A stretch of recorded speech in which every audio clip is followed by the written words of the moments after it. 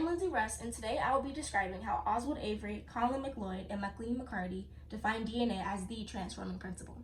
Before I hop in their accomplishments, I should probably give a little bit of background on what prefaced their experiment. In 1928, Frederick Griffith worked with two strains of strep, a virulent strain known as the S strain, and the non-virulent strain, or the R strain. If injected into the mouse, the virulent strain would kill the mouse.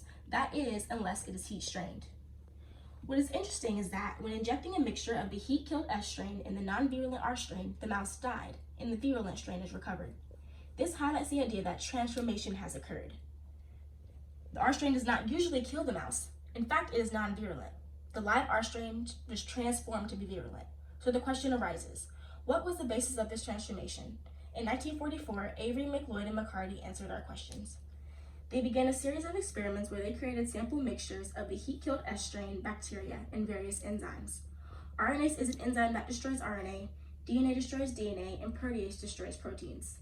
Then, they added these mixtures to prepared samples of the R strain bacteria. After incubation in both the protease and RNA samples, RNA and proteins were destroyed, and the R strain was transformed into the virulent strain. This means there was a presence of S strain colonies and transformation has occurred. Avery, MacLeod, and McCarty concluded that DNA is the transforming principle.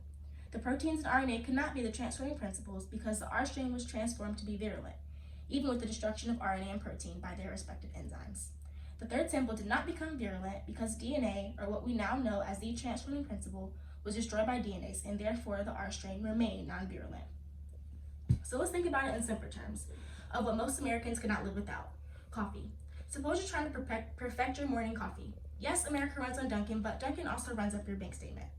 You're trying to lower your sugar intake, so in each of your 3 cups, your freshly brewed coffee will be sugarless. Just as in their experiment, the S strain is heat-killed and is no longer virulent, sugar no longer has an effect on your diet. You want to cater your coffee to your liking, so you begin experimenting with ingredients.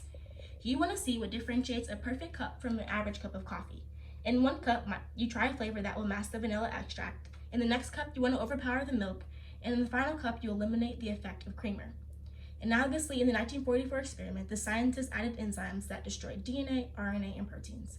Next, you add all the ingredients to the freshly brewed black coffee, or the R strain. With coffee cups 1 and 2, you conclude that with the lack of vanilla flavoring and milk presence and the taste that resides, sugar is necessary to return to a decent flavor. In the final cup, the flavor is fine without sugar, but is awful without creamer. This concludes that the transforming ingredient, the ingredient you cannot go without in your morning coffee, is indeed creamer. I hope this gives you a little insight on how DNA became the transforming principle.